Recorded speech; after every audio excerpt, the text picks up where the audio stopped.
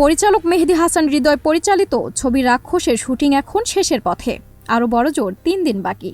শুটিংয়ের মাঝেই নায়ক সিয়াম আহমেদ ও অভিনেত্রী সুস্মিতা চট্টোপাধ্যায়ের একটি রোমান্টিক মুহূর্তের ছবি সামাজিক মাধ্যমে ভাইরাল হয়েছে।